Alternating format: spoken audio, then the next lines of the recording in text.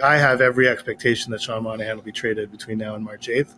It was interesting to hear Kent basically confirm that Darren Dreger originally reported that when Sean Monahan re-signed with the Canadiens for effectively $2 million, it was 1.85 plus a tiny bonus, a games played bonus. That at that time, the agreement was, okay, we'll sign for 1 year and we will do everything in our power to get you to either a competitive contending environment or a team of your choosing for the deadline.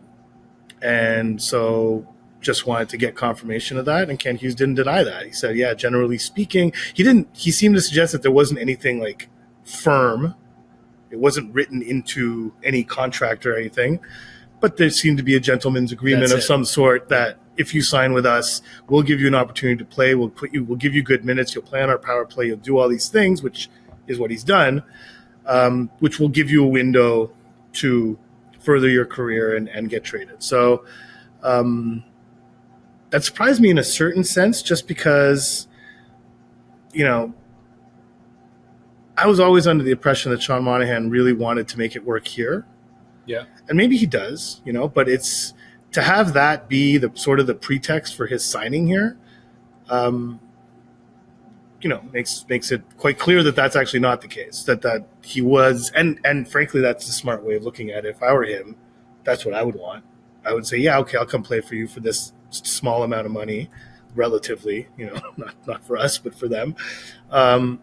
If you, give me these opportunities to play in these situations and show my value and then get me to a team where I can play in the playoffs, show my value even more, and get that one probably final contract, big contract of his career as a result of that. And so now that that's on the table, and, Ken Hughes finished that answer by saying, that hasn't changed. That whole scenario, while it's nothing promised necessarily, but that general gentleman's agreement has not changed. So basically, he described the gentleman's agreement as being, you'll get a chance to play, and then let's see what happens between now and March 8th, and that's status quo. It wouldn't be surprising that, John Klingberg, when he signed with the Anaheim Ducks last year, had a similar agreement, right, where I start the season with you guys. You give me the opportunity to showcase what I can do. I prove myself. You give me the opportunity to show that I suck. Yeah, in this case, that's how it turned out. Yeah, but sorry, John. But thankfully for Monahan, it hasn't been the same. Yeah. So because he had, I think, an interesting opportunity to establish himself or reestablish himself as a top six forward, and that provides some value both to the next chapter of his career, but also to the Montreal Canadiens if they were to be able to sign him, to trade him at the trade deadline.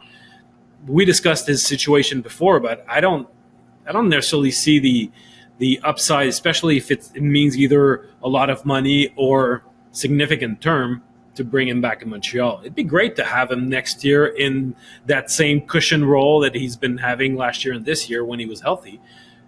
But if he looks, if I'm Sean Monahan, I'm looking for 3-4 years at least, Of course. A significant contract, because it might be his last, depending on his health or whatnot, but it's going to be probably the last significant contract of his career.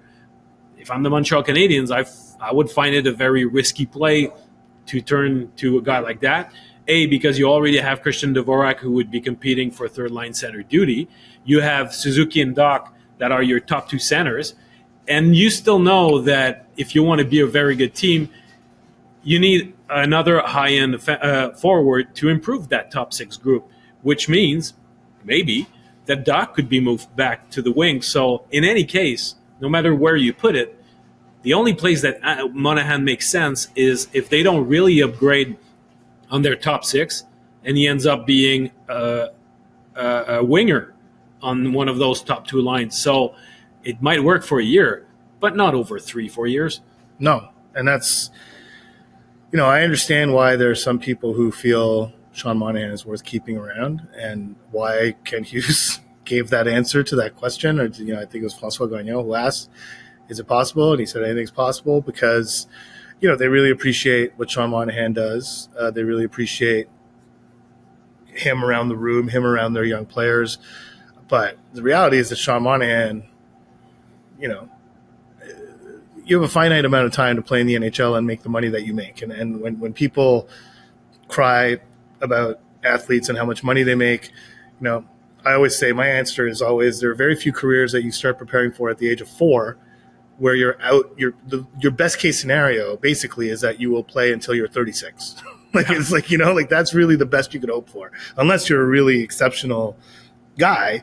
You're out of the game by 35, 36. So he's 5-6 years away from that. You know, he's 29. This will be his last shot at making a significant amount of money. He's already made a significant amount of money, but you know, these guys, and plus he's a competitor and wants to play. So, and he wants to win, and it's not necessarily Montreal is going to provide him. Well, no, he's definitely not, and that's the thing is that keeping him around and signing him to another contract has benefits, but it doesn't have a lot of benefits for Sean Monahan, and it could.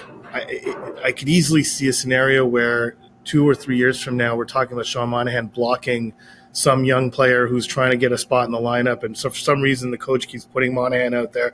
It just reeks of that scenario. So the other thing I find interesting, and that's kind of why, you know, Kent Hughes sort of playing coy, like, oh, maybe I'll offer him a contract, is just the value that he's going to be able to extract here. And then the interesting thing was the situation last year, how much scar tissue is left from that. You know, Joel Edmondson and Sean Monahan, Kent Hughes managing these injuries and having teams calling the Canadiens, being like, what's going on with this guy? What's going on with that guy? Are they going to be healthy? I think there was interest in both those guys had they been able to prove that they could come back and play, and Edmondson just didn't have enough runway to get it done. You know, winds up getting traded to Washington, gets injured right off the bat. I know. So you know, it's what is the market value of someone like Sean Monahan? I think he's proven, you know, he's been nicked up this year, but he's played through it, has been pretty consistent, not from a production standpoint, but generally speaking from a performance standpoint, has shown that he's able to perform a veteran role, like a role that a winning team would want to have, like sort of as a depth center or depth forward. What is the minimum you need if you're Kent Hughes to move him? The minimum you need? Yeah. The maximum everyone kind of knows is the first round pick. I mean, that's the ceiling and that's the dream. Yeah. You know, I don't think that's necessarily going to happen. So what's the floor would be, in my mind, the floor is a third round pick and a B prospect. That's the floor. Okay. You want more than that. I think that I don't think that the Canadiens can get a first round pick out of Monahan this year.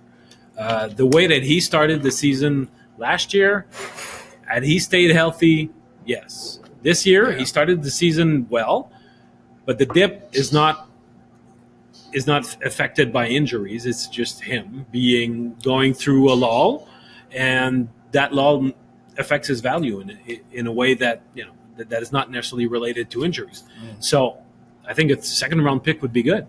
I'm not sure that a team would give a significant prospect for him, but if it's not a second round pick, then a third, and you know, some guys that you can, some guy that, you know, that you can work with. Some guy that you can work with, you know. Probably not quite in the Emil Heineman range. Like you could probably expect someone a little less. Yeah, but NHL interesting kind of, you know. It's like more than Tice Melanek, I hope. More than Tice Melanek, yeah. I mean, who can barely crack the lineup in Trois-Rivières. Yeah. So, well, yeah, he's had a rough go.